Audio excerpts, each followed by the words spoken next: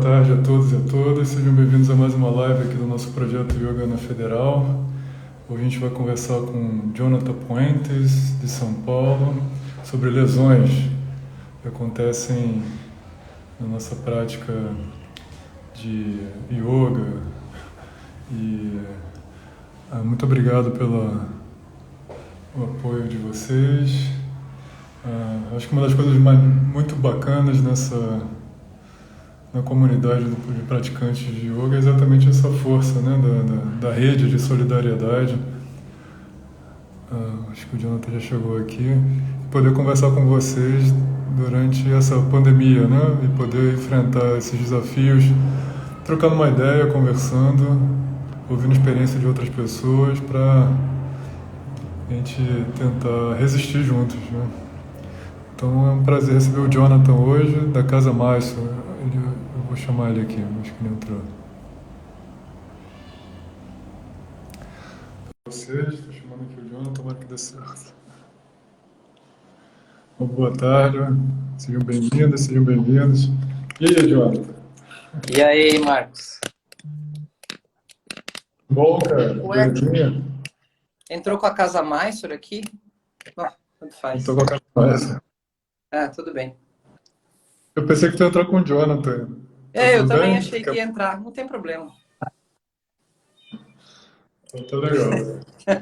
Jonathan, Jonathan e Casa Márcio são equivalentes a isso. É, eu Mesma tinha achado que ele tinha identidade. entrado com o meu. Sem problema. Você que manda, o nosso convidado que manda. Então tá, John. Pô, eu tava conversando aqui com o pessoal logo no inicinho, que a gente vai... uma das coisas fortes acho que na prática de yoga, assim, né?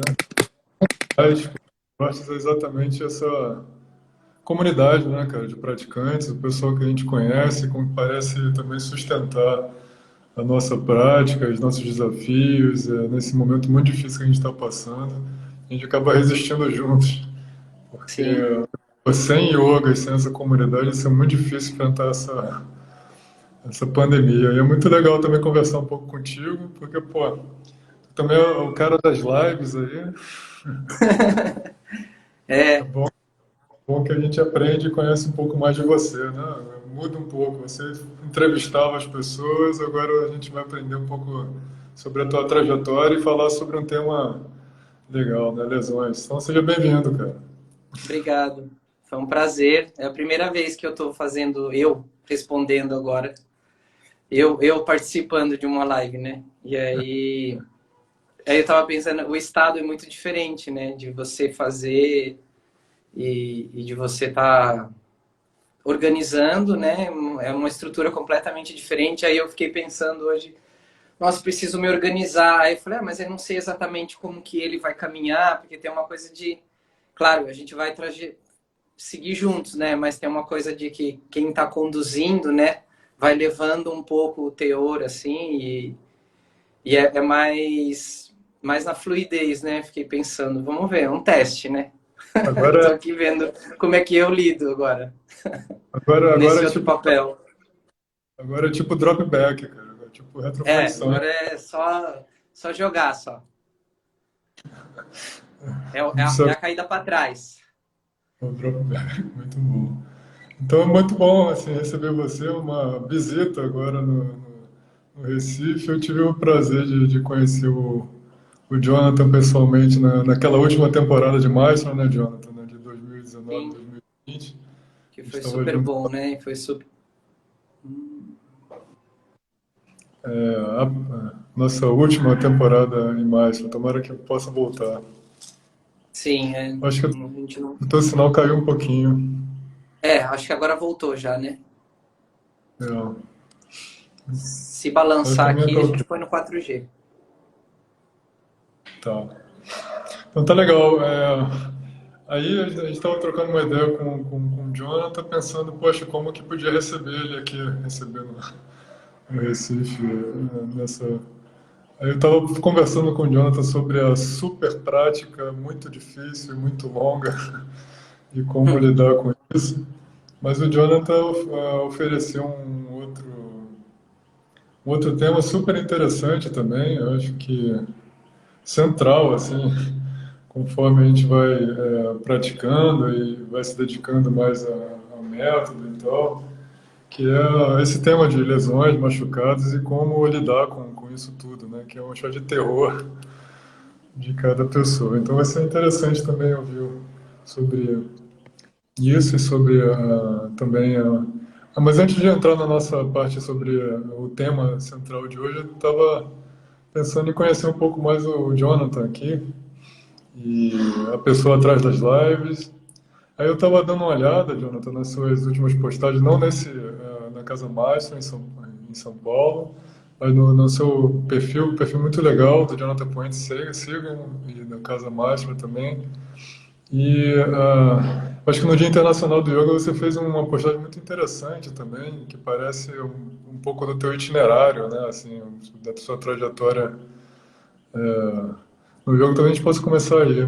Aliás, esses dois temas apareceram nas suas últimas postagens, tanto a sua trajetória como praticante, né, professor de yoga, como também essa questão dos machucados, da lesão. Então, começando pela trajetória, eu vou ler um pouquinho aqui da sua publicação no Dia Internacional do Yoga. Uma prática que inicialmente me encantou por ter uma série de movimentos bonitos. Achei que seria um bom preparo físico, que me traria mais disponibilidade para ser um bom ator. O Jonathan é ator, cara. Olha que legal. Nas primeiras vezes ficava impressionado com a concentração, o foco e a vitalidade que ficava após a prática. Depois comecei a me entediar e fazer todo dia a mesma coisa, meu corpo parecia não mudar nada, era chato. Pensava, por que não faço algo mais divertido? Mas por algum motivo estava eu lá de novo indo praticar, sem muita constância, por anos, algumas vezes por semana, e seguia. E vinham as crises em relação à minha vida, ao meu trabalho, e seguia praticando, sem gostar muito, mas praticava como dava. Aos poucos comecei a perceber que tudo mudava e se movimentava. Os trabalhos, os amores, os sonhos e a prática estava ali me sustentando. Aos poucos, aquilo que era monótono e repetitivo começou a se tornar o porto seguro. Diante das desilusões e das frustrações, a prática sempre me trouxe de volta para mim.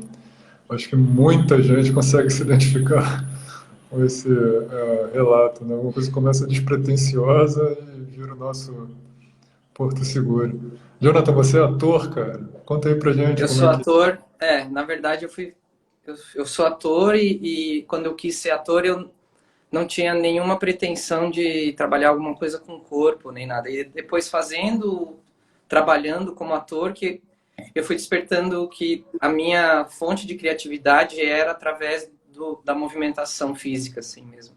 Tanto que depois eu fui até cogitando de fazer algumas coisas de dança e tal, mas não cheguei aí. Eu trabalhei muito tempo com teatro de boneco, que tá, a Gláucia está aí assistindo, que hoje é minha aluna. E a Gláucia trabalhava, eu não sei se ela trabalha ainda com eles, mas ela trabalhava no setor financeiro da companhia que eu trabalhei por bastante tempo, dessa companhia de teatro de boneco. E, e aí, junto com isso, né, como eu percebi que eu gostava de montar cenas, criar minhas cenas através do meu corpo, eu comecei a... Eu vi que eu precisava ter um preparo físico, né? E aí eu trabalhava num grupo, eu nem trabalhava como ator, eu operava vídeo nesse grupo, e aí eles tinham um treinamento, aula de yoga, eles tinham um processo de treinamento bem grande, e aí faziam aula de Ashtanga, né? E aí eu achei super interessante, comecei a fazer. E para mim eu lembro bem a primeira vez que eu fiz 5 Suryas A e 5B, que eu estava super cansado. E aí eu fui para uma aula, e aí eu estava super criativo, super sensível, atento. E aí eu falei, bom, acho que isso tem alguma coisa interessante para me oferecer, né? E até então eu sempre busquei alguma coisa relacionada a busca pessoal. Acho que como ator também, assim, a gente tem acho que a maioria dos atores, né, que estão nessa área, estão em busca de autoconhecimento também de alguma forma, estão em busca de trocar com as pessoas. E aí foi um pouco assim que eu encontrei a prática de yoga, né? Só que aí, como eu falei, era uma coisa mais física, apesar de eu saber a coisa holística que tinha por trás, o fato de ser né, de ter uma ligação espiritual disso tudo, mas também isso tudo não era um pouco inacessível, né? Eu comecei, meu primeiro contato foi em 2009 com yoga, né, com Ashtanga mesmo. Já eu nunca fiz outra prática de yoga, assim, eu fiz outra formação de yoga, de vinyasa e tal, eu fiz práticas assim muito pontuais assim, ou com algum amigo, ou com alguma coisa nesse sentido, mas eu nunca pratiquei outra coisa que não Ashtanga, assim, sempre foi isso. E é engraçado, né, porque na época as informações não eram tão fáceis assim como a gente tem hoje, né? A internet não era como está hoje, então eu fico pensando, sei lá, a Dani, que, né, antes disso, o Matthew, sei lá, porque tinha uns vídeos assim que eram super raros de achar, de prática, né? Não era fácil de achar as práticas do Patabi, assim, essas coisas. Eram uns vídeos super raros que só vendiam nos Estados Unidos e tal. E aí ninguém sabia muito bem a metodologia da prática ou a relação com o Mysore, então era tudo muito... Quando eu estava praticando, assim, no segundo, terceiro ano, que aí a Helena veio para São Paulo autorizada, assim, que eu fui ter contato com uma pessoa que tinha ido para Mysore, mas aí ela dava aula num horário que eu não ia, então as coisas... Eu comecei fazendo aula, eu fiz um mês de aula de Ashtanga, fazia só 10A e 10B. É assim que eu fui aprendendo. Aí depois, aí eu não tenho nem clareza, assim, de como que eu fui recebendo as posturas, assim, porque não tinha... E também era junto com esse grupo de teatro, que também tinha uma coisa assim, qualquer coisa desmarcava a aula de yoga, né? Para ensaiar ou para qualquer coisa. Não, hoje não... Então não tinha esse compromisso, assim, mas eu sentia necessidade, assim. Eu lembro que eu praticava, era tipo de terça-feira, e era tipo 2 horas da tarde, então eu comia de manhã bastante, e aí depois eu ia em jejum. E aí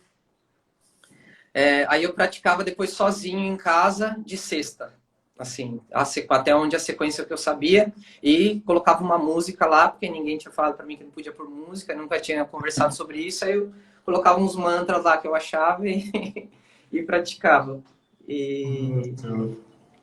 E aí foi assim. E aí aos poucos, aí eu trabalhei muito tempo com teatro de boneco, e aí a prática vinha um pouco para me dar um pouco esse suporte. Só que eu sempre trabalhei com todos os trabalhos de teatro que eu fiz, foram sempre muito pesados fisicamente. Essa companhia que eu trabalhei, que é a Gláucia, trabalhava também não como atriz, como lá no financeiro, a gente fazia 8 apresentações por dia no começo. Uau! Era dentro de um ônibus, tinha 20 minutos de apresentação, mas era com 30... Não, era dentro de um ônibus, então cabia, se não me engano, umas 40 crianças, mais ou menos, de 40 a 50 crianças. E aí eu viajava, eu ficava uma semana em São Paulo, uma semana fora de São Paulo. Na semana que eu estava fora de São Paulo apresentando, eu não tinha condição física de fazer absolutamente nada. Eu levava o meu mat, eu tinha pretensão de fazer yoga, só que assim, se eu conseguisse fazer 5A e 5B, quando eu terminasse de apresentar, porque eu começava de manhã, e aí eu terminava, a gente saía para apresentar, a primeira apresentação era 8h30, 9 horas, assim, então não tinha nem condição. Já saía do hotel às 6 da manhã, não tinha nem como praticar antes de madrugada, sei lá. Hoje, se eu trabalhasse hoje, eu praticaria de madrugada, né? Mas naquela época não conseguia funcionar dessa forma. E aí a gente terminava umas 5 da tarde, moído, e aí eu dormia, sei lá, 20 minutos, descansava e fazia 5A e 5B e ficava feliz. E aí na semana que eu estava aqui, a semana toda, aí eu praticava umas 2, 3 vezes na semana.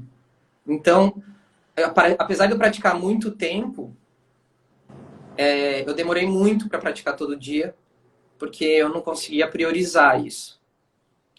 Até uma hora que eu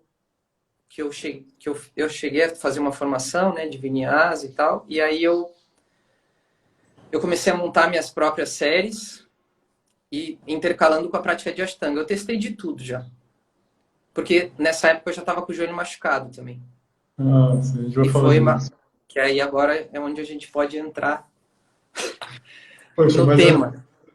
antes de entrar no tema Não, aí é do teu joelho, super curioso, assim, como é que, então, de um começo tão irregular e, de certa maneira, você escreveu aqui no seu post que era chato e você assim, não era a prioridade também, e você tinha que adaptar, né, com a sua rotina quando dava, onde dava, se desse.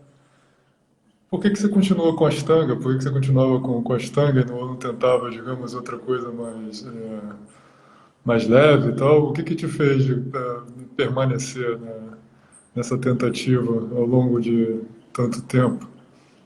boa pergunta. Eu não sei. Alguma coisa me chamava para ir lá e de alguma forma aquilo me fazia bem. Assim, de alguma forma eu sentia que alguma coisa não só do meu físico, mas sim do meu psicológico também estava sendo trabalhado. Então, mesmo sendo super espaçado, assim, era onde eu me sentia bem, né? E por isso acho que também às vezes tem alguns alunos que vêm perguntar, falar, eu acho que a Ashtanga não é para mim porque eu não consigo praticar 6 vezes por semana. Ou a pessoa fala, não, mas eu não sou a favor nem disso, nem de que não pode praticar Ashtanga porque tem que ser 6 vezes por semana, e também não sou a favor de que, você está começando, então comece praticando 2 ou 3 vezes por semana, porque senão é muito pesado. Eu acho que as coisas tem que deixar fluir. Claro, ao longo de todos esses anos praticando, eu vi muita gente onde eu praticava, assim, que chegava, nossa, estou praticando todo dia, fazia um mês e, nossa, estou praticando todo dia. E eu falava, nossa, gente, eu estou há anos aqui e não consigo ter a rotina de praticar todo dia, né? Aí eu falava, nossa, que puto, o cara mal começou e já está praticando todo dia. Só que aí nisso dava 2 meses, a pessoa Não aguentava, desaparecia. não Ele aguentava. estava 6 vezes por semana e de repente desaparecia. Mas também acontece isso com quem vai 3 vezes por semana. Eu acho que não tem muito uma regra em relação a isso. Se você começar com muito sede ao pote vai ser ruim, ou se você começar mais devagar. Eu acho que cada um é cada um, assim, né? Eu conheço gente que começou desde a primeira vez que começou a praticar 6 vezes por semana e já engatou e tá assim há anos, né? Sei lá, a Dani é uma delas, né? Desde o início ela já começou praticando todo dia e sempre foi assim. E tem gente que não, né? E eu acho que você tem que ver como que você tá em cada momento da vida e como você consegue priorizar isso, né? Como você consegue separar esse espaço e no momento da sua vida. Se você consegue hoje fazer todo dia, faz todo dia. Só que tenta manter por um espaço longo de tempo, né? De praticando, né? Porque ao longo do tempo, eu não sei como foi para você, Marcos, mas ao longo do tempo a gente percebe que quanto mais disciplina e rotina e dedicação, e não estou falando isso de ficar se dedicando 24 horas por dia nisso, mas mais a prática te dá, né? Eu, para os meus alunos, às vezes eu falo que não tem como a prática te dá a mesma quantidade do que você dá para ela. Se você dá muita disciplina para ela, muita dedicação, se você e muita, não estou falando nem que é isso, né? Não são várias horas por dia. É assim, todo dia ir lá, estender o tapete e se olhar e se disponibilizar para isso, né? Porque também não adianta nada subir no tapete e não estar aberto e disponível, né? E não fazer aquilo de uma penitência, e sim tentar transformar isso, né? De olhar de uma maneira diferente, que é isso que eu acho que é o difícil. Assim, o retorno é do mesmo tamanho, né? Bom, Quanto mais.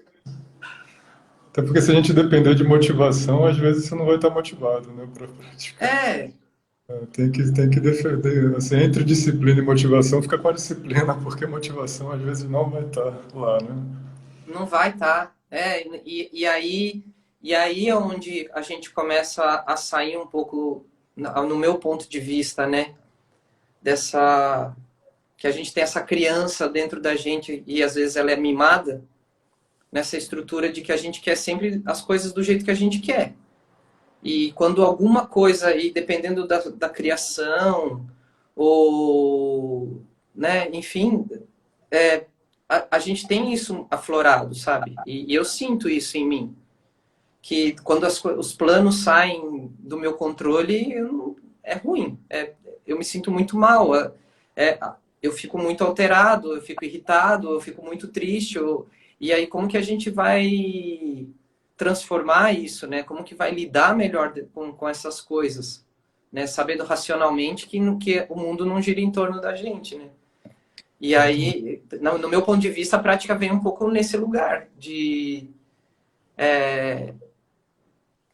eu não vou praticar porque eu quero, eu vou praticar porque eu preciso.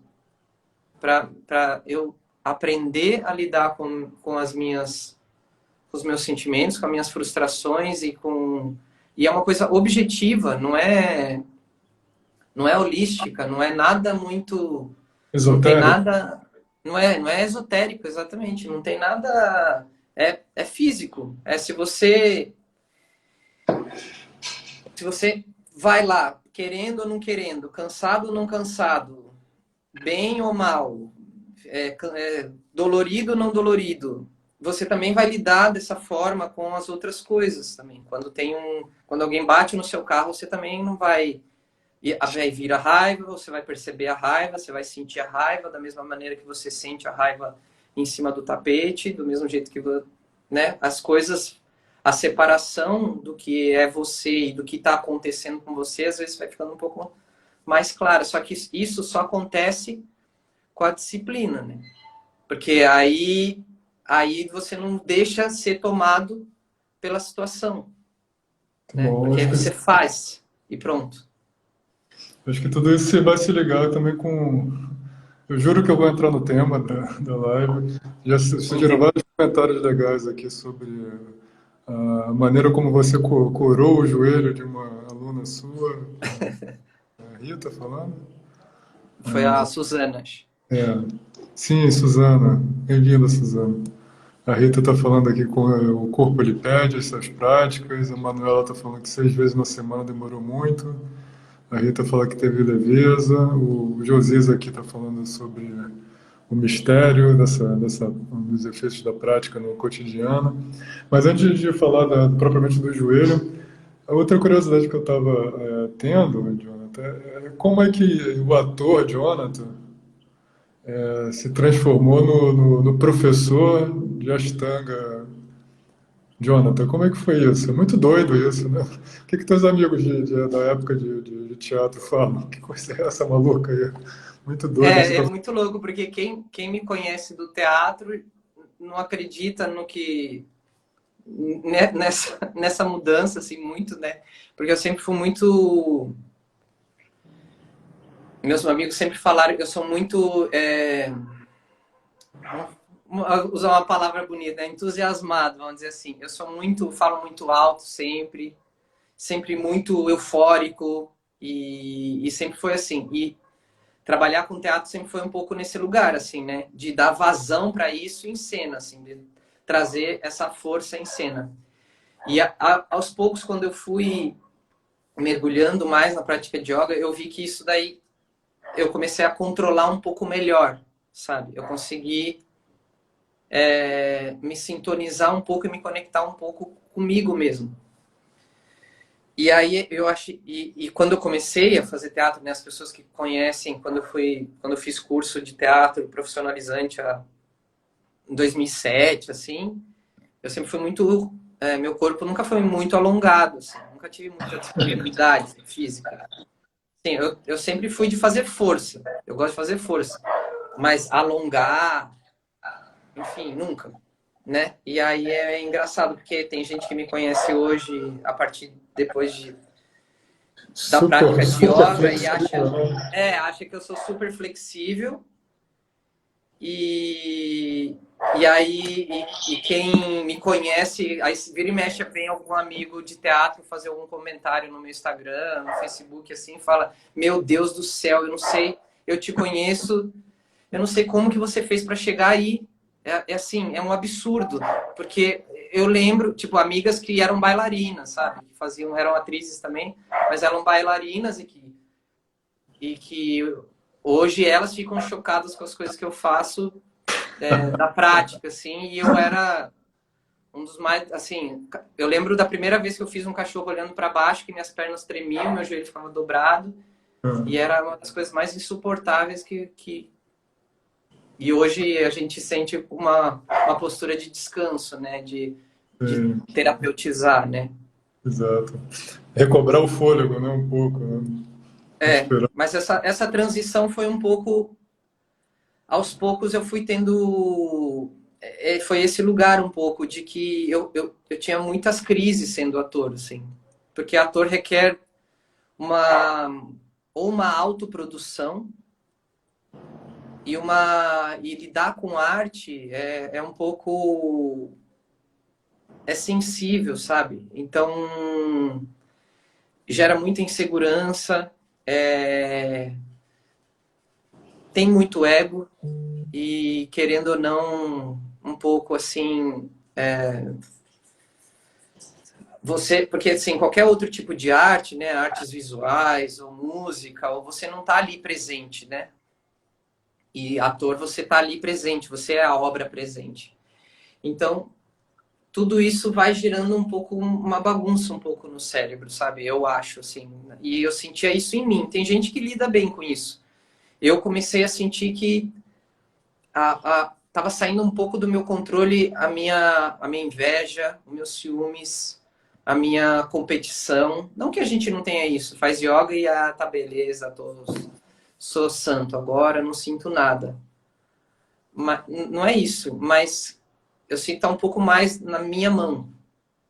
Eu sinto que antes era um pouco descontrolado, porque e também tem muitos altos e baixos de trabalho, então minha agenda era completamente irregular e eu gosto de ter rotina, eu gosto de ser regular. Então eu não conseguia praticar todo dia também porque não era regular, eu não conseguia marcar um workshop porque não era regular, ou, enfim, várias coisas que eu achava que de alguma forma não estavam me fazendo bem. E aí minha mente estava cada vez mais instável, eu estava cada vez mais irritado.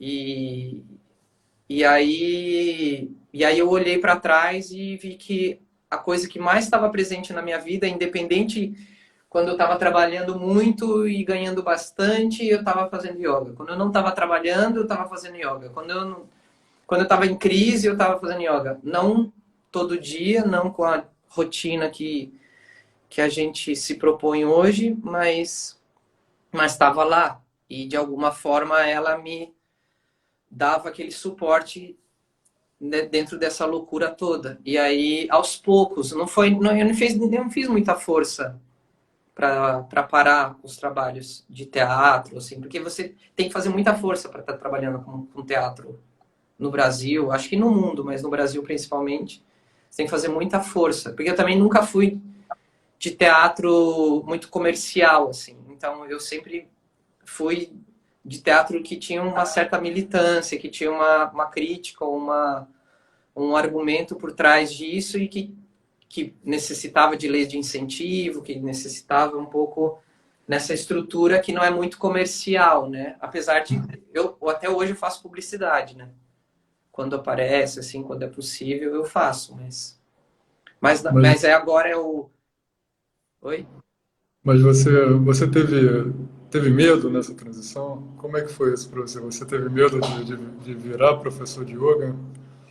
Ou foi mais natural, impacto? Não, na verdade eu sempre é que assim, como a prática de yoga estava sempre presente comigo, eu ficava pensando como é que eu podia encaixar ela na minha vida, porque é assim, né? Todo mundo que é ator vai aos poucos encaixando as técnicas que tem na mão, assim. Eu tenho uma professora que ela é uma super atriz, já ganhou vários prêmios e tal, e aí ela no treinamento físico dela de atriz, ela tem uma referência muito forte do Aikido.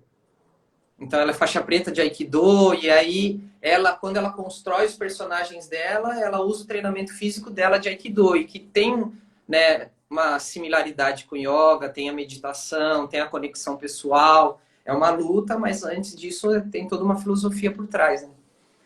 Então eu, de alguma maneira, comecei a tentar, há anos, eu vinha tentando trazer coisas dentro dos meus grupos de teatro.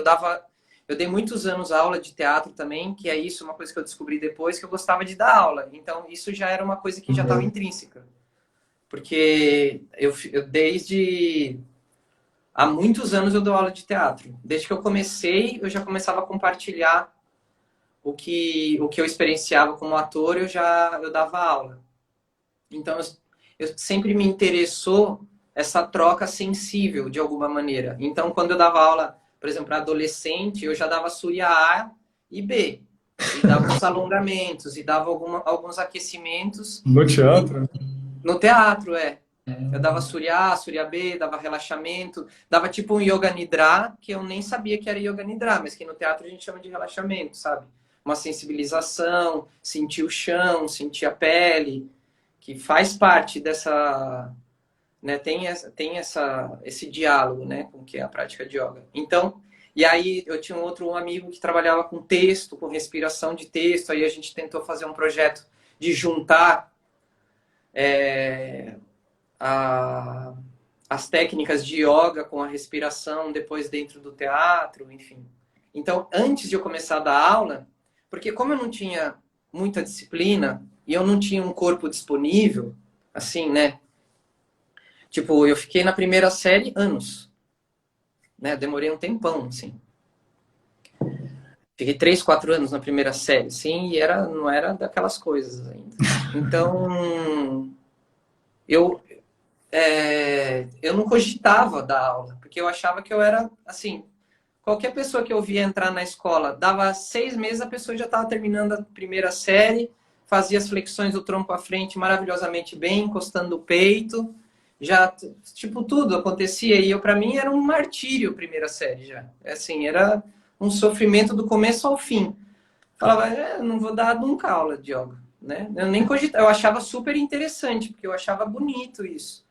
Eu me sentia sensibilizado sempre, né, pela prática, e achava aquilo, que acho que é um pouco isso, assim, né? Eu acho que eu quis ser professor pelo bem que me fazia, pelo bem que me fez ao longo dos anos. Como a mesma coisa o teatro, né? Eu queria dar aula de teatro porque eu queria que as pessoas olhassem para a subjetividade delas de alguma maneira, e que eu acho que a prática de yoga também faz isso, faz olhar para si. Então, foi um pouco, quando foi acontecendo essa transição, eu fui ficando muito realizado com o fato de tocar, né? De transformar de alguma forma, às vezes, numa aula, né? Que acontecia isso com o teatro também. Da pessoa se conhecer, da pessoa se sensibilizar, dela sentir o próprio corpo, dela... Porque, né, e a minha ideia, sendo ator, fazendo uma peça, é isso, né? É sensibilizar, é gerar alguma sensação que ela não tinha olhado para isso, ou pensado. Acho que é um pouco Nossa, por aí. agora, muito legal, muito obrigado pela. Agora essa trajetória faz muito mais sentido. Era meio difícil juntar o ator, o Jonathan, e professor praticante, o Jonathan, mas agora, acho que usando esse fio condutor da sensibilização e do tocar, né, esse olhar para dentro, faz todo sentido agora. É porque a gente pensa que ator é só ir lá e mostrar o trabalho, e tem um pouco essa coisa do glamour e da fama, né? E não é por aí. Certamente, muito obrigado. Aqui, talvez o gancho legal com esse autoconhecimento, esse olhar para dentro, para a gente finalmente falar da direção. É muito bom ouvir também sobre a sua trajetória. Repito, às vezes a pessoa. A gente já ouviu tantas lives com o Jonathan, conversando com outras pessoas, é muito bom poder ouvir um pouco sobre a trajetória dele e aprender também das decisões que foram tomadas, dos problemas que foram encontrados, da superação. Muito bacana ouvir. O Jonathan, numa postagem recente dele, ele escreveu: a mudança de um padrão requer observação constante. Uma lesão, machucado, alguma dor que possa aparecer, dentro ou fora da prática, deve servir para nos fazer presentes e atentos, como um lembrete ininterrupto de algo que deve ser mudado. Então, Jonathan, para não dizer que não falamos das flores, esse teu joelho, é normal É. machucar no yoga? É normal se machucar no Ashtanga? É normal machucar o joelho? É normal sentir dor? Que história é essa aí? Olha, normal não é, né? Normal não é. Mas pode acontecer. Eu acho que é um pouco. Eu, dando aula, eu sou obcecado com o joelho, né? Assim, porque. Aí vai falar, mas só porque você machucou o joelho, né? Não é só que eu machuquei, é que eu acho que é um ponto bem. A gente ocidental é muito frágil nesse lugar. Já vou falar disso, mas ao longo dos lugares que eu fui, assim, viajando e fazendo workshop com vários professores fora do Brasil e tal, é o machucado mais comum, acho. Além, mais do que ombro, mais do que lombar, mais do que tudo, assim. A lombar também é um pouco comum, mas tem uma estrutura um pouco diferente, assim. Mas joelho, o que acontece? No meu, né, ao longo da minha pesquisa, que, né, a gente vai ficando PhD, porque foram muitos anos de machucado. Porque ele aconteceu comigo quando eu comecei a fazer a segunda série, eu não praticava todo dia, e aí eu praticava a segunda série algumas vezes e tal, junto com a primeira e tal. E aí um belo dia eu peguei um trânsito e não conseguia mais colocar a perna no chão. Eu nunca tinha sentido dor no joelho, e aí eu não. Depois desse dia nunca mais foi o mesmo. E eu trabalhava como ator com teatro de boneco, que agacha O assim tempo todo. o tempo todo. E você vai ficando cansado e você não faz um agachamento consciente. Um agachamento, né, prestando atenção na sua base. Não. Você vai e faz o que dá, porque você não está aguentando mais e você está super cansado já. E ainda você está lá dando energia para um boneco. Sem prestar atenção no quadril, sem prestar atenção na respiração. Não. Depois, ao longo dos anos, eu fui tentando perceber um pouco, mas isso foi uma novela, assim, imensa. E aí, e aí começa essa novela, que aí as coisas ficam... aí começam as dúvidas, se essa prática é para mim, por que está acontecendo, e aí fui buscando em vários lugares, assim, né? E aí, é menisco, é não sei o quê, faz fisioterapia, não, vai fazer um pilates e vai fazendo. E aí regride na prática, aí começa a ganhar confiança, vai um pouquinho para frente, aí recua.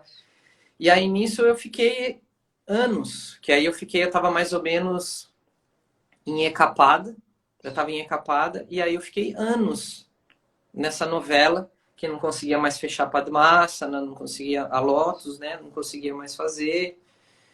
E junto com isso vai vindo todas as crises do planeta inteiro. Porque aí você começa a ouvir algumas pessoas falando que a gente não foi feito para fazer Padmasana, que o nosso corpo não é preparado para isso, ou que a gente não tem corpo de indiano, ou que eles fazem isso a vida toda, por isso que a gente não consegue fazer. E aí eu pensando, nossa, eu sou muito rígido, fui rígido, e aí até para o joelho me machucar e tal. E aí o que acontece?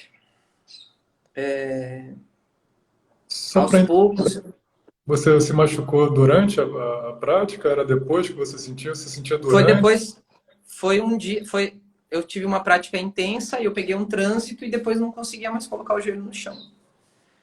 Então eu não tenho certeza se foi Bekasana, que é a postura do sapo, que é girando os calcanhares para fora no início da segunda série, ou se foi o próprio Ecapado. Eu nem lembro direito onde que eu estava na prática. Eu lembro que eu estava começando a praticar a segunda série. E como é que ficava, por curiosidade, todos aqueles meio lotos Da primeira série, você fazia legal também, assim? Não, tudo adaptado. Não, teve um momento que eu não conseguia fazer Janur Sichasana.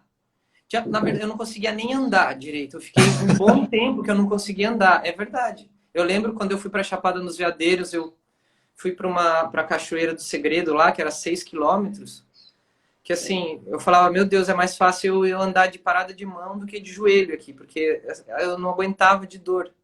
Não aguentava de dor, assim, tudo doía. Aí começa a doer o pé, parece que o pé, porque tudo, o corpo vai tentando se adaptar, né, com essa dor. Eu cheguei a ficar com o meu joelho muito inchado, meu joelho chegou a sair uma bola, assim, que parecia um quisto. Enfim, aí já fui em tudo quanto é fisioterapeuta, eu fiz tudo quanto é tipo de exercício, aí eu fiz exercício demais de fisioterapia, e aí inchou mais, meu joelho ficou mais inflamado. Você, Enfim, foi continu- uma novela imensa. Oi? e você continuava a prática. E você É, parou. mas mais ou menos. Então, aí E eu continuava porque rolava essa dúvida de que acho que essa prática tá me machucando mais. Ah, não, hoje eu me senti um pouco melhor. Mas assim, eu saía do tapete, eu não conseguia andar. Eu andava mancando. E aí, e aí é que entra a coisa toda, né? Porque entra todas essas dúvidas. E, eu não sentia que eu tinha o suporte necessário que me desse confiança de que isso de que a prática poderia me curar ou que eu poderia encontrar uma saída dentro da prática. Então, aí eu fui buscando em vários professores.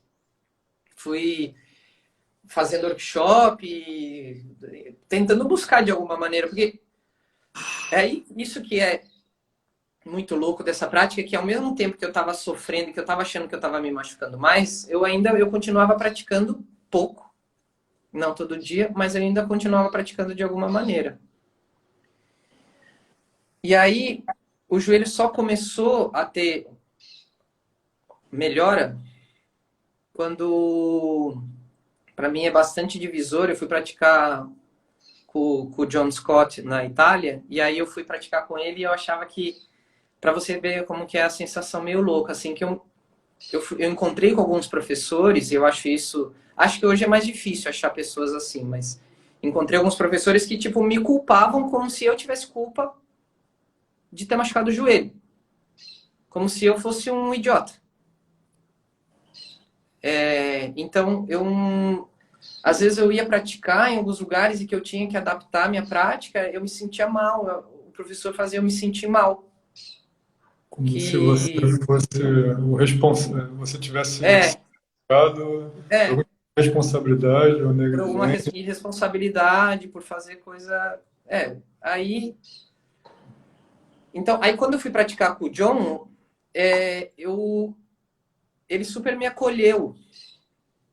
Assim, eu tava com o joelho mega inchado e aí ele ficou 20 minutos comigo me ensinando a montar uma meia lótus, a montar uma postura, a montar um Ardha Baddha Padma Paschimottanasana do chão. Depois desse dia, o primeiro dia de aula, o joelho desinchou já. E aí eu nem acho que foi, ele fez alguma coisa incrível. Eu acho que foi a acolhida. Eu tava precisando ser acolhido. E aí, aos poucos, eu fui percebendo que eu também precisava praticar firme, todo dia, e investigar. E aí, porque ele também machucou o joelho, né? Ele, ele foi um dos primeiros, né, lá a praticar com o Patabi, e o Patabi não tinha muita referência de ocidental e muito menos de machucar o joelho, né? O Matthew mesmo falou que você chegava lá para praticar com o Patabi no começo, o Patabi falava, senta aí em Padmasana aí, pode ficar assistindo.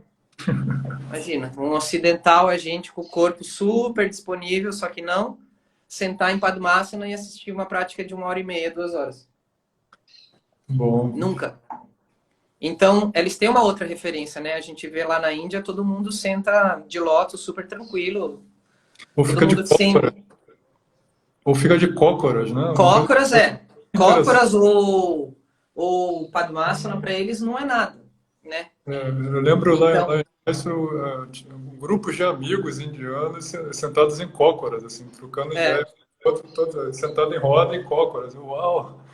Eu vou é. vendo. Claro, assim, de cócoras também. É, porque não tem essa coisa da cadeira, né? Tem esse lugar de sentar no chão, né, de soltar o quadril.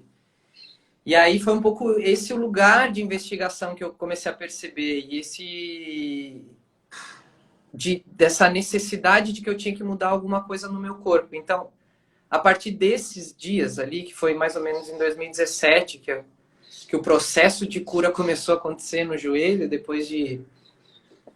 Eu estourei o joelho foi em 2012, que eu senti essa dor.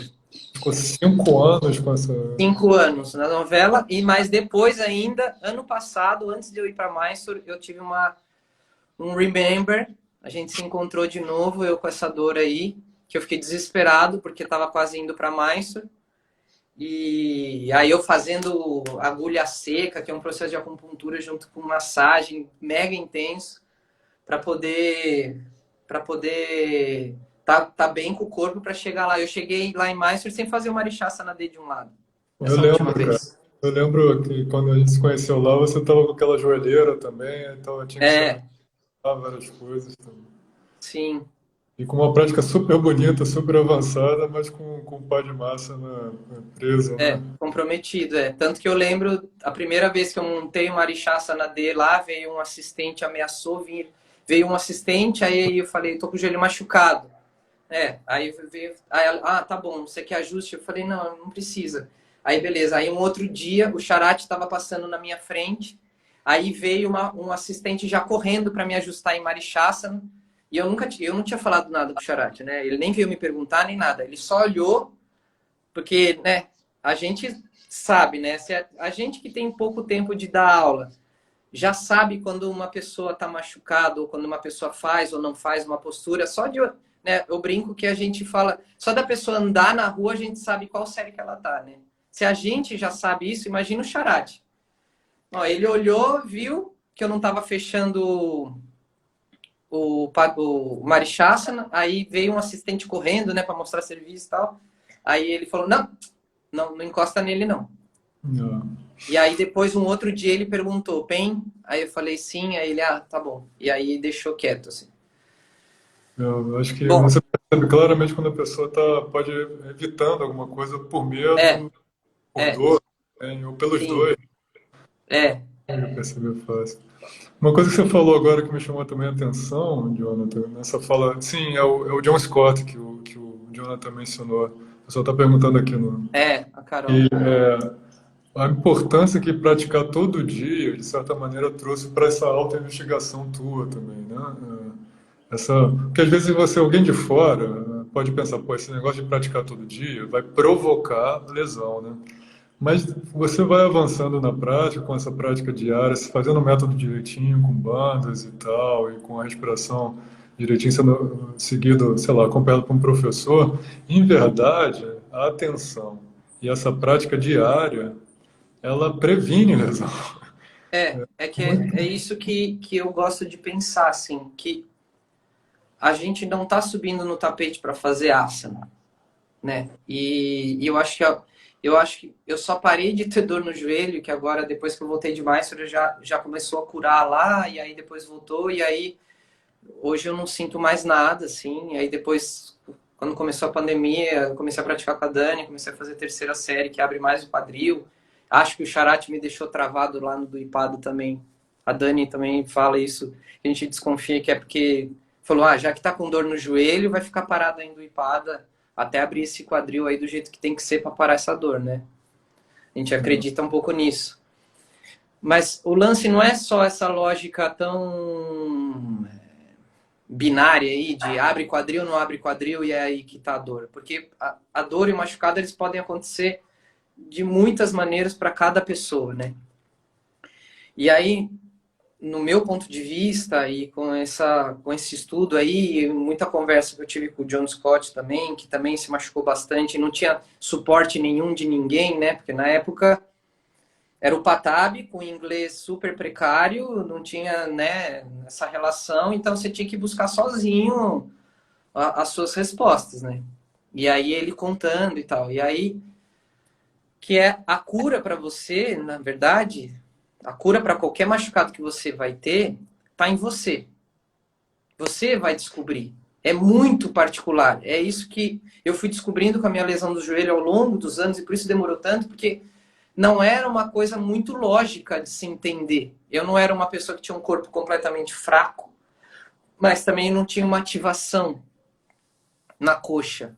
Então, meu pé sempre foi muito frio. Meu pé começou a mudar depois ao longo do tempo. Hoje, meu pé continua sendo frio, mas tem uma ativação diferente. Eu comecei a fazer escaldapé, por exemplo, porque eu percebi que meu pé estava frio e que o sangue não circulava direito na parte de baixo, também fazia com que meu joelho não regenerasse. Mas tudo isso é uma investigação constante. O que acontece quando você não pratica? Né? Nesse caso, você vai deixar de lado isso. Você não vai ter dor no joelho, não é porque você está curando, é porque você não está olhando para ele, você não está movimentando ele, você não está aprofundando o entendimento do que está acontecendo ali. Porque esse machucado veio de uma fragilidade do meu corpo. E que tem uma herança, entre aspas, genética. Eu não acredito muito na genética, mas sim nessa herança do que a gente copia, né, de pai e mãe, né, em relação a caminhar, a se movimentar. Normalmente a gente tem os mesmos problemas físicos que os nossos pais, não porque a gente tem a mesma genética do corpo, mas porque a gente copia, né? A gente aprende a andar copiando, aprende a andar falando. Mesmos hábitos, às vezes. Os Né? mesmos hábitos. Então, meu avô, por exemplo, operou o trocânter, porque ele tinha uma coxa fraca e aí ele ficava apoiado muito numa perna só e aí ele desgastou a cabeça do fêmur, do trocânter. E isso tudo eu tinha na minha cabeça. Falava, eu acho que eu tenho alguma coisa na minha perna. E aí, como é que eu vou investigar? Porque é muito curioso, eu acho, assim. Não sei se você, Marcos, tem essa relação. Às vezes vem umas pessoas com o corpo super sarado, super forte, e aí vai praticar, e aí a perna treme, aí o braço treme, e não é de alongamento, é de força mesmo. Aí você fala, ué, mas tem um preparo de musculação, de crossfit, de tudo quanto é coisa, por que a perna está frágil? Porque é uma ativação interna que a gente vai ganhando com a prática, que é uma força de dentro do corpo, que é completamente diferente de tudo, e que não vai aparecer no músculo. Pelo contrário, às vezes a gente até emagrece. Sim, eu acho isso é muito interessante, porque é uma das práticas assim pouco que eu conheço, Jonathan, que desenvolve força e flexibilidade juntos, né? É um negócio impressionante, porque em muitas outras práticas assim, esportivas,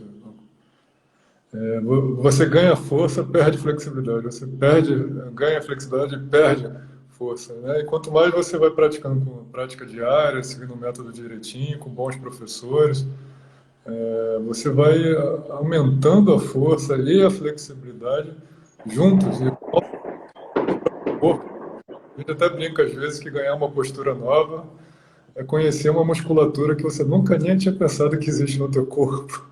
E que começa a doer no outro dia. Você fala, pô, tá doendo, né? Aquela dor muscular no outro dia. Pô, você acionou uma parte do teu corpo que você nem sabia que estava lá. Não tem não é muito.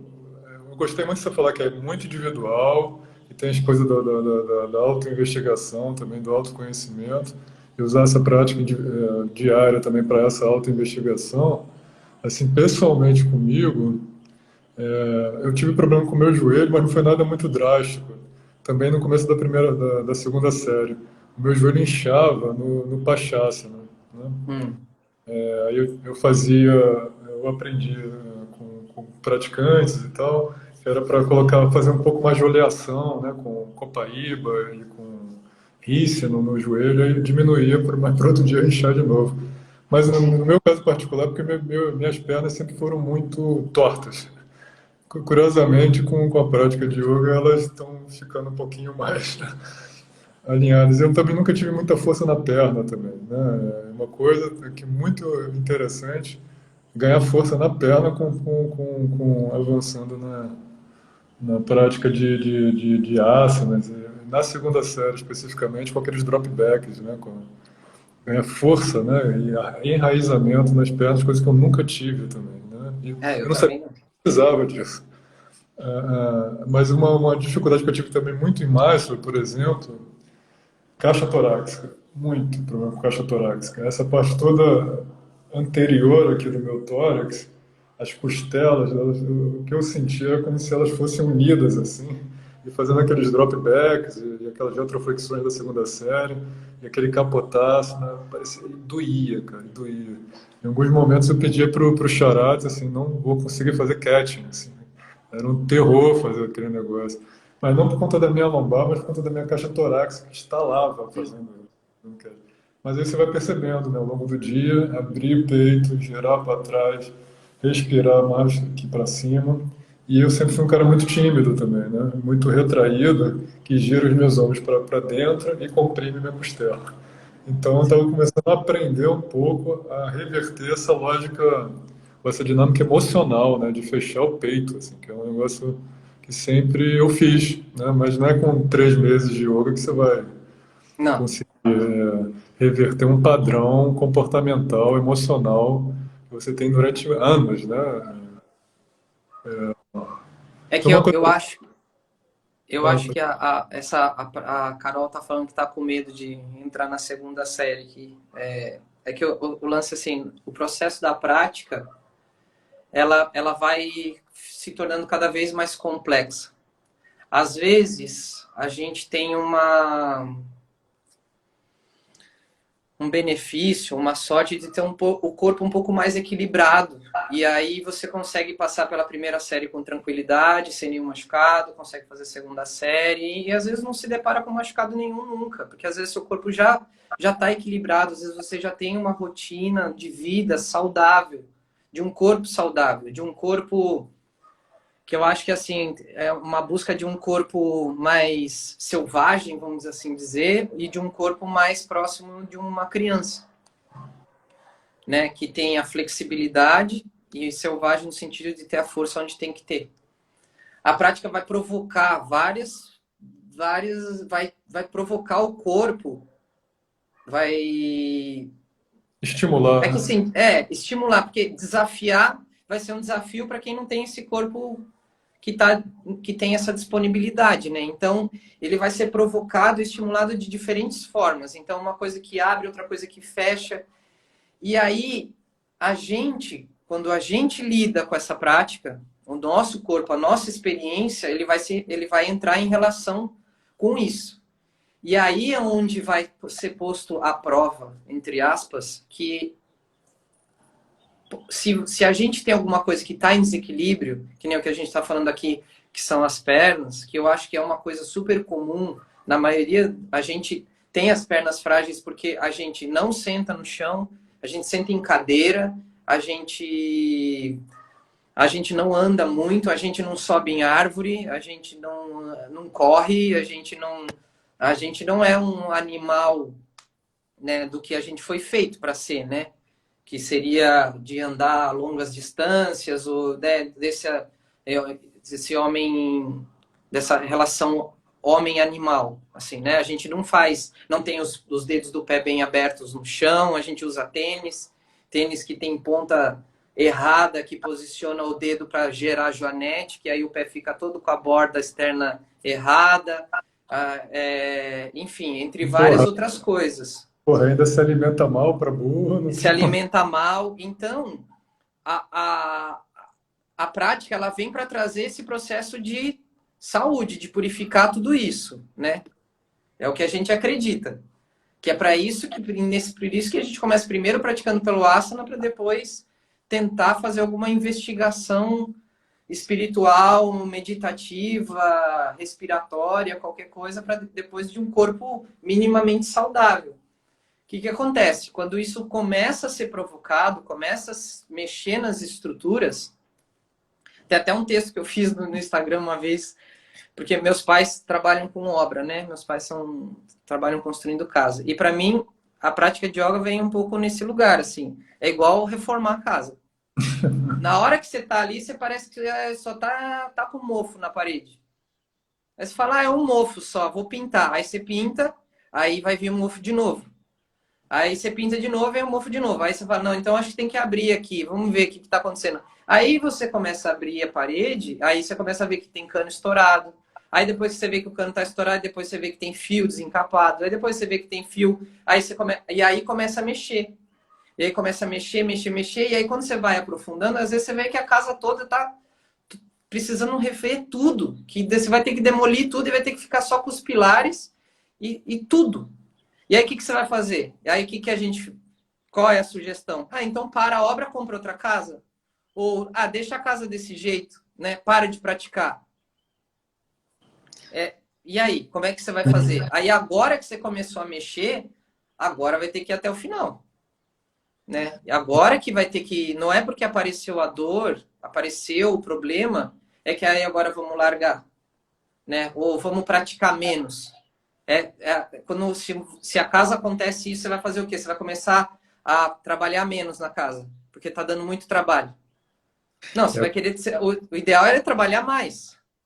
E no caso do corpo, não tem como lá você sair do corpo também e abandonar o corpo de uma vez. Exatamente, exatamente, que era isso que acontecia comigo. Quando aconteceu isso do joelho, que eu não conseguia andar, eu ia fazer o quê? Eu Muda, fiquei... Eu falei, muda. não consigo encontrar outra saída. Eu vou ter que praticar mesmo. E aí eu ficava, claro que ficava me questionando, falava, mas eu não estou praticando para ter saúde, eu não estou praticando para ter um corpo melhor, eu não estou praticando, né, para ser uma pessoa mais saudável, para ter um corpo mais disponível, e eu estou aqui mancando, eu não consigo andar. Essas pessoas, ninguém pratica aqui, tá todo mundo andando normal. Entende? Então, é esse o lugar que... Mas é esse que é o grande perigo da gente entrar dentro da prática, né? E que eu entrei e entro e não sei quando vou parar de entrar nessa armadilha, que é de achar que subir em cima do tapete é fazer asana. Eu subir em cima do tapete, a proposta de subir em cima do tapete é olhar para a minha própria respiração, olhar para mim e ver o que está acontecendo aqui dentro. E aí, se eu entrar com essa perspectiva, eu vou encontrar minha saída. É lidar com a dor e com o machucado quando eles acontecem de forma que eles estão para me balizar. É que a gente lida com as coisas ruins de uma forma... A gente engrandece as coisas ruins, né? A gente potencializa ela. Não sei como faz para não fazer isso, mas... E também sai caçando o culpado, né? Também. É o professor, é o Ou, método, sou eu ou mesmo. assim mesmo até. Ou eu adoro me autoflagelar. Então eu já, nossa, eu sou um idiota, eu sou um imbecil. Meu Deus, olha o que eu fiz comigo, eu sou um inconsequente. Além dos outros restos, né? Além de culpar todo mundo que estava em volta. Mas é usar o que acontece com você, o que acontece na prática, o que acontece para te balizar. Né? Uma dor vem para te falar, olha, você está sobrecarregando uma coisa, é melhor você não sobrecarregar. Como fazer isso? Aí, cada um que vai ter a própria resposta. Eu acho que a gente, quando está dando aula, um professor, a função é um pouco tentar acolher isso, tentar observar e investigar junto.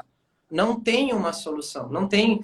Nenhum professor pode ou deveria falar, olha, é isso a sua dor, viu? É isso aqui, ó, faz isso. Não tem uma bula. Porque cada corpo tem uma vivência muito singular, tem um histórico muito singular. Então não tem resposta. A gente, quando está dando aula, né, são dicas, são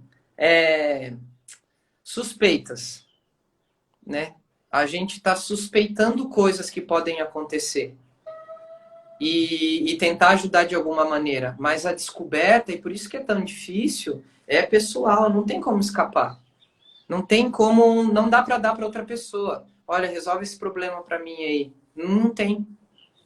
Não tem porque é muito singular. Muito singular. E, Poxa, mas você está e vem com destacando o tempo.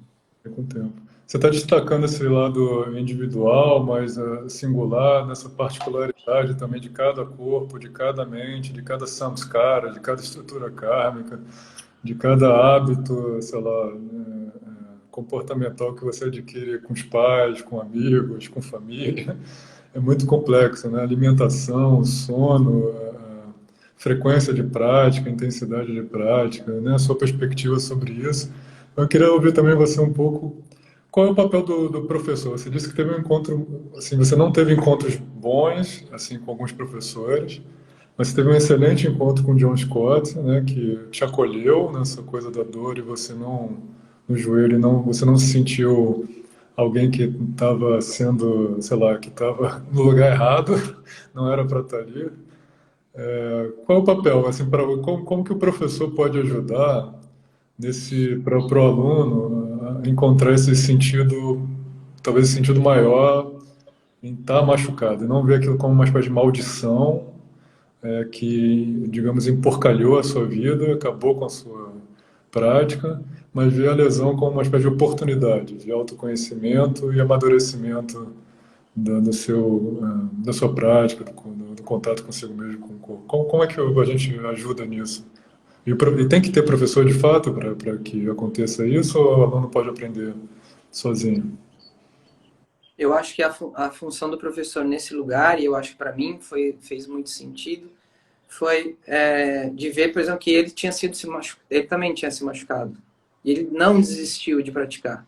E ele seguiu investigando. E ele, eu acho, e esse lugar de acolher o machucado, mas não no lugar de potencializar ele, sabe? De, nossa, não é nem, nossa, coitado de você, você se machucou, ai meu Deus, não é nem dar muita força para isso. Meu pai usa uma palavra em relação a essas coisas, não é nem capitalizar, sabe? Não é capitalizar em cima da dor, não é, nossa, você não, então faz menos, então pratica menos. Eu não, no meu ponto de vista, eu acho que não é por aí. É tentar dar o suporte e tentar fazer com que, olha, confia, porque eu acho que na verdade a gente está ali para dar aula, mas a gente está ali para tentar compartilhar um pouco dessa crença, sabe? Eu acho que eu não, eu senti hoje, assim, e tô falando isso agora, tô chegando nessa conclusão agora, talvez eu não eu demorei para conseguir dar aula porque talvez eu não acreditasse tanto. E hoje eu só acho que eu consigo dar aula porque eu acredito demais nessa metodologia e nessa prática. E acredito mesmo nos dias que eu acordo e não tô com um pingo de vontade de praticar e repenso, falo, meu Deus, o que eu tô fazendo isso aqui? Isso aqui é muito difícil, tô sofrendo pra caramba, tá tudo doendo. Por que eu arrumei isso pra minha vida? Não dá pra ter um jeito de ter uma vida mais fácil. Mas eu acho que porque a gente tá ali compartilhando as mesmas angústias, né? Os mesmos dramas, as mesmas dores, os mesmos tentar trazer um pouco de fé nesse sentido. Não é nem nada holístico, nem esotérico, é fé no que a gente está fazendo ali, de acreditar que a gente é capaz de mudar uma coisa. Eu Que é o que eu lembrei. falo, que é o que eu acho que um médico, por exemplo, né, que uma pessoa machuca e logo vai para o médico, ou para um fisioterapeuta, ou para qualquer coisa que né, dessas coisas mais ocidentais, dessa estrutura que a gente está acostumado, um remédio. O médico ele não acredita que a gente pode mudar de fato, né? Por isso que trabalha com remédio, por isso que trabalha com operação, com cirurgia, assim. Não que eu não seja a favor, eu acho que eu tenho que fazer quando precisa fazer. Mas a gente é capaz de mudar a nossa estrutura, né? Como você falou da sua perna. A gente é capaz. A gente é capaz de ser diferente. A gente é capaz de se curar, né? Então, tentar transmitir isso, sabe? Porque eu acho que o mundo prega isso, assim, né? Um médico fala, não, tá com um problema no joelho, vamos operar o joelho, porque você não vai dar conta de você se reestruturar, ou, tá não sei o que nas costas, não, para de praticar, porque você vai se machucar mais. E não acredita que a pessoa vai usar aquela protusão que está na coluna a favor dela. Fala, nossa, eu tô com dor na coluna, então eu vou me, arrumar uma outra maneira de me estruturar, ou eu vou encontrar uma outra forma de me relacionar com essa postura para me trazer benefício. E é através da experiência, tem que ser paciente, tem que eu acho que a função do professor é isso, assim, é tentar trazer essa segurança de alguma forma para seguir o caminho, sabe? Para seguir insistindo, para estar ali como suporte, para estar como suporte, como quase é mais um apoio moral que a gente está ali, porque a prática é individual. Né, a gente não vai conseguir tirar o sofrimento dela, né? É pessoal isso, nem o sofrimento físico, nem o psicológico. É como se a gente estivesse sustentando o lugar de prática, né? É, O lugar que torna possível a pessoa entrar nesse estado de yoga para que haja uma cura por ela mesma, assim, né? sim. Sustenta o lugar para que isso se torne possível. Uma coisa que eu lembrei agora, com você falando, Jonathan, sobre transformar questionamento, a dúvida, né, a hesitação em fé, em confiança. Eu lembrei agora do Bhagavad Gita, né, do Krishna e do Arjuna, né? Quando o Arjuna, ele preparado, né, depois que todas as tentativas de selar a paz com o outro lado não deram certo, ele no campo de batalha, ele hesita, ele duvida, ele questiona, ele treme, ele fica fraco, ele pensa em desistir, não é para ele, o que ele está fazendo ali? Mas aí aparece o Krishna, né? Aparece o Krishna e fala, não, você vai, né? Confia, né? Tenha fé, né? E faz o que tem que ser feito, né? Do the right thing, né? Faz o que tem que ser feito da maneira que deve ser feito, né? Mas ele não teve como tirar, né? Ele não dá para tirar o Arjuna da batalha, né? Ah, você tá aí, então que é isso, né? Ah, você tá com dor, não, então não vem praticar. Não, porque e não foi o resultado que eu tive. Não foi por aí. Não foi nesse lugar que eu encontrei a solução, né? E ninguém vai dar. O John não me deu a solução dada, assim. Ah, tá aqui, ó. É isso que você tem que fazer. Não é uma bula, né? E eu acho que é isso, assim. É enfrentar, é ter esse enfrentar o que está acontecendo com você da maneira e aceitar um pouco também, né? muito É bom super ver. difícil isso, né? Não é nada do que a gente está falando aqui é simples e né? Tá aqui, nossa senhora, não vejo a hora de ter um machucado aqui para poder lidar com isso. Não é assim. A ideia é que a gente não tenha esses machucados, né? A gente também, como professor, tenta antecipar qualquer coisa que vá acontecer, né? Eu, por exemplo, com essa coisa que me aconteceu com o joelho, eu tento prever, né? Se eu vejo uma coxa, um quadril um pouco mais fechado, um joelho que está pouco consciente, eu tento prever e antecipar qualquer tipo de dor, ou em relação ao joelho, ou em relação ao ombro. Eu comecei a praticar, meu ombro direito saía do lugar, assim. Era todo...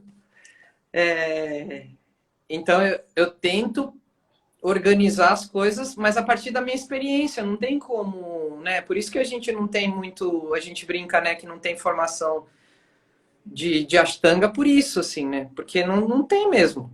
É a experiência, é o passar por isso que aí. Só que a experiência é de cada um, né? Então não tem como você prever alguma coisa muito longe de uma coisa que você não teve experiência. Só que a nossa função, eu acho, de quem está olhando de fora é tentar estar aberto, com a escuta aberta, né? A respeito do que está acontecendo ali e tentar ter um diálogo, né? Em relação a isso. Porque também, quando se começa a praticar, né? Normalmente, a gente também se assusta com todas as dores. Tem gente, acho que assim, tem vários tipos de pessoas, né? Tem gente que, dá para citar duas. Tem gente que começa a praticar e aí se assusta com todas as dores. Tem uma dorzinha muscular, aí se assusta com a dor. E aí, nossa, não, eu tô com dor aqui. Não, e agora eu tô com dor aqui. E agora eu tô com dor aqui. E aí é normal, o corpo está se movimentando, o músculo, os tendões, eles também estão se mexendo. E aí tem outro tipo de pessoa que que não relata nada nunca. Então, essas coisas também vão equilibrando com o tempo, né? Isso também vai gerando conhecimento para a própria pessoa em relação a ela e a gente, enquanto professor, vendo essa pessoa também e balizando. A gente também tá... É uma busca, é um trilhar, né? A gente tá na cabeça da trilha. Só que aí cada um que está atrás também tem que se cuidar e a gente vai tentando olhar e prever as coisas que vão acontecer. Tentando prever, mas é impossível prever tudo. Exatamente. Muito bom, Jonathan. Eu acho que mais uma coisa que me veio à mente agora ouvindo você. Gente, se vocês quiserem fazer também perguntas ao Jonathan, podem ficar à vontade. Escrevem aqui no chat, a gente faz para eles nesse minutos finais do nosso bate-papo, né? Algo pode ser assim, informal, não precisa ser nada Sim, muito sofisticado.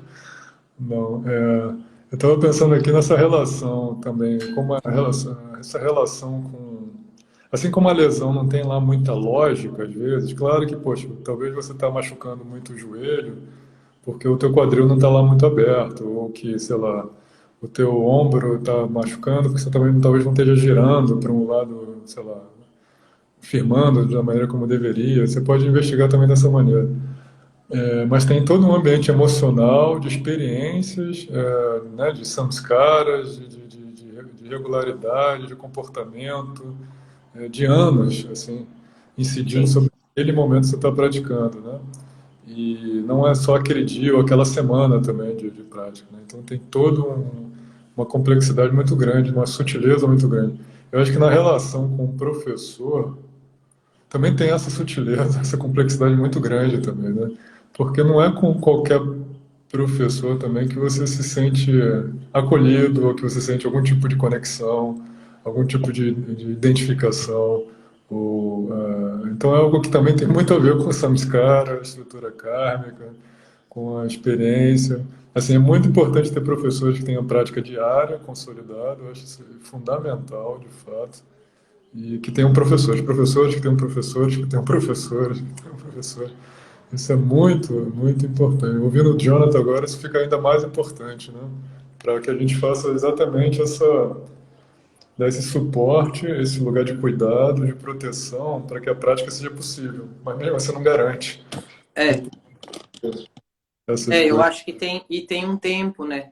Eu acho que também tem uma coisa que é perigosa e agora que a gente está com essas coisas de aula online, de que eu também entendo que a relação de professor e aluno, ela também ela vai se construindo aos poucos, né? E aí, às vezes, a gente tem um primeiro chacoalhão com o professor e aí já vamos para outro, porque esse aqui já em um mês, 2 meses.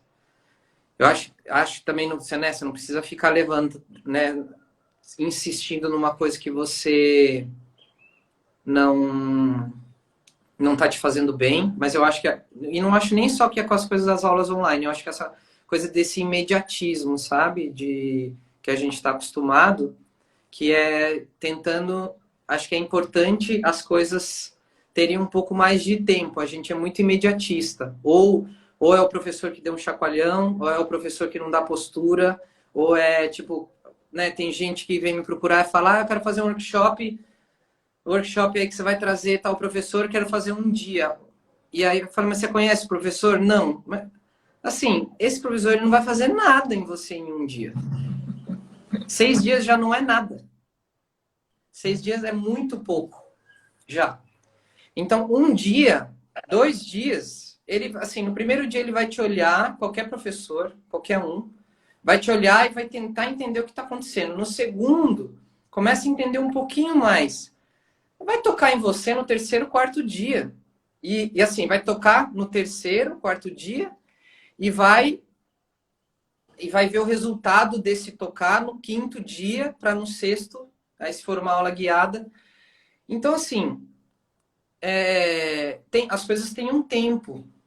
Eu acho que experienciar uma aula, né, que a gente está, né, se propondo aqui de que é uma experiência, uma troca de experiência, ela leva um tempo, e ela leva um tempo de conhecimento, porque cada um tem um histórico e a gente vai tentando lidar com cada um de uma maneira também, né? Cada professor, enfim. Mas eu acho que a gente tem um perigo de cair um pouco nisso, assim. Ah, não está fazendo muito o que eu queria esse professor aí, então eu vou trocar. Eu Acho que o quero... Charate tá muito lento dando essas posturas. Acho que eu vou para outro cara. Levanta a mão assim, chama o garçom, né? Pede outro. É, viu? Acho que eu Outro. quero outro professor. E aí, assim, a gente... Que isso é ótimo, né? Graças a Deus a gente tem um leque de vários professores, né? E hoje com aula online tem várias possibilidades e tudo. Mas a gente não... essa troca de experiência, né? Ela vai acontecendo aos poucos. Né? Imagina o Krishnamacharya lá ficou com o mestre dele lá tipo 15, 20 anos. Né? O Patabi, depois que o Krishnamacharya, ele não foi, Krishnamacharya tá meio, vou procurar outro. E eu não tô falando isso porque, então aí você quer fidelizar os alunos. É que não é isso, é que a gente fica com essa experiência muito... não acontece a experiência de fato. E aí as coisas não vão se azeitando dentro, né? Essa troca entre professor e aluno, porque é muito sensível e a cabeça, e a gente é muito louco, né? A gente, cada hora quer uma coisa, é para isso que a gente pratica, né? Para tentar amenizar um pouco isso. Cada hora a gente quer uma coisa, a gente, né? A gente é imediatista, a gente vive nesse mundo capitalista que a gente paga e quer. Eu pago uma coisa e eu obtenho aquilo que eu estou pagando. Então, às vezes acho que um professor vai dar resposta. Pô, já estou praticando com esse cara faz um mês, ele não solucionou esse problema aqui. Não estou conseguindo, continuo não fechando o Subtakurumasana. Faz um mês já. Ou tipo, machuquei aqui já faz 3 meses que eu tô machucado. Entendeu? Aí toda vez que alguém falar isso, eu falo, eu fiquei 5 anos machucado. 5 anos. Assim, para eu mudar de professor, demorei anos para falar, nossa, acho que eu preciso experienciar com outra pessoa. E não é, eu repito isso, assim, não é para ficar com uma pessoa que não tá te fazendo bem. Mas não é a primeira dúvida que surge, que aí você já vai trocar, porque se isso não te permite ter clareza do que está acontecendo. Porque o que a gente vê, necessariamente, não é a realidade. Né? A nossa percepção não é o que realmente está acontecendo, né? Que é o que acontece com a dor. Então, a gente precisa ter o tempo da experiência, né? Para ter a certeza de que... Porque senão fica fácil. Aí, senão, o problema que aí é aquele do que a gente estava falando. O problema é sempre o outro. O problema é o professor. O problema é esse método. Então, vou fazer outro método, vou fazer outro professor, Não, eu gosto do método, então vou ficar trocando de professor. Vou testar todos os professores que falam português. Agora vou expandir. Espanhol consigo entender também, vou pegar uns professores de espanhol agora. Porque já esgotou todos em português. E aí a coisa não acontece, sabe? Porque infelizmente não acontece assim, né? Não é um produto. Certamente. Assim como a prática tem que amadurecer, a relação com o professor também tem que amadurecer. Exato. Ela tem que se desenvolver. E ela tem que ter tempo para se desenvolver. Tem que ter tempo. E aí ter tempo para você saber se realmente não está te fazendo bem.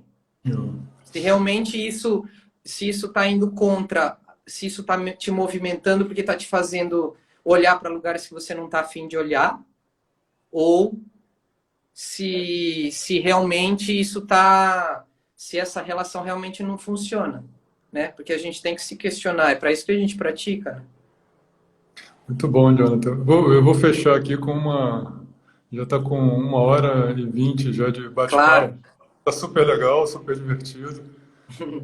Descontraído também aqui. Uma pergunta provocação da Thaisa Silvana. Muito obrigado a todo mundo que tem gente, Carol, Ana Maria, Narinha, o pessoal que fez as perguntas e os comentários aqui. A Thaisa perguntou se existe um professor que não tenha se machucado, porque parece que faz parte do processo. E aí, Jonathan, para fechar, tem que ter se machucado para virar professor? Não, acho que não. Acho que não. Acho que não, Vou senão eu falar. vou fazer apologia à dor, né? Não é esse o lugar, mas é que eu acho que é a vivência como um todo, sabe? E eu acho que cada pessoa é uma pessoa. Tem gente que precisa passar pela dor para poder acontecer essa transformação. Tem gente que não acontece nunca. E, assim, eu já conheci professores que nunca se machucaram e eram generosos da mesma maneira. Já conheci professores que se machucaram e às vezes eram muito duros consigo mesmo e aí são muito duros com o aluno, assim, excessivo, então fazendo com que os outros se machuquem também. O que eu acho às vezes, é que a dor, o machucado, às vezes faz com que a gente volte um pouco para o nosso eixo, sabe? Ela ajuda com que a gente encare e olhe as coisas de uma outra maneira e tenha um pouco mais de compaixão nessa reestrutura que acontece com a gente mesmo. Então a gente pode ter um pouco mais de compaixão com os outros também e ter um olhar um pouco mais sensível e delicado. Porque quando a pessoa, às vezes, quando a pessoa nunca se machucou, ela acha que é besteira o que está acontecendo, ou que essa dor não é tão real assim. Mas é que eu acho que é que são coisas diferentes, né? Machucado e dor. Eu acho que dor quase todo mundo passou, porque o corpo quando está em processo de transformação ele vai passar por algum tipo de dor, né? De algum tipo de às vezes não é um machucado, mas às vezes é a pessoa, por exemplo, às vezes a pessoa é muito flexível e precisa ganhar uma força. Então essa mudança de personalidade, de ativação do corpo precisa acontecer. Então, ela de uma maneira ou de outra, ela não teve o machucado, não teve a dor, mas ela teve que ter um processo de transformação que ela tem que depois tentar ter esse olhar generoso que ela teve que ter com ela mesma para poder se transformar, para poder olhar para o outro, né? Então, não acho necessariamente não é pela dor, mas infelizmente a gente funciona com mais eficácia na dor. Infelizmente, né? Muitas vezes a pessoa começa a ativar, a se reestruturar, a se entender quando perde a mãe, quando perde o pai. A gente muda quando tem quando balança as estruturas, né? Então a dor às vezes vem nesse lugar, mas não é só por ela. Mas de alguma maneira a gente essa prática vai provocar mexer nas estruturas, com ou sem dor, no meu Se a, ponto de vista, né? se a prática não está transformando, ela não está sendo executada direitinho, né? É, Ela está reconfigurando, né? Reestruturando coisas. Eventualmente, um byproduct disso, um efeito colateral, um pouquinho disso é algum nível de desconforto aí, né? é, Jonathan, muito legal ter recebido a sua visita aqui no Recife. Depois a gente pode receber fisicamente em algum momento claro, vai ser um prazer. essa, essa pandemia doida arrefecer mais. Fica bem, muito obrigado por vocês estarem aqui, o Jonathan pelo seu tempo, pela generosidade. Como eu tinha falado, acho que um dos grandes pontos fortes acho que da prática de yoga e da Ashtanga é exatamente ter comunidade, né, em volta e poder trocar essa ideia, essa rede de solidariedade nesse momento complicado com né, grandes professores e grandes praticantes. Muito obrigado, viu? Conta com Muito a gente aqui. obrigado, Marcos, pelo convite. Foi uma honra, um prazer imenso poder eu poder falar agora. Eu vi quanto você estava com vontade de falar. Foi muito bom. Obrigado por esse espaço, por poder trocar e foi um prazer muito grande. Foi muito bom. Valeu, Obrigado. cara. Valeu, gente. Fica Abração. bem. Valeu Outro, pela. até daqui a pouco. Valeu, gente. Até daqui a pouco.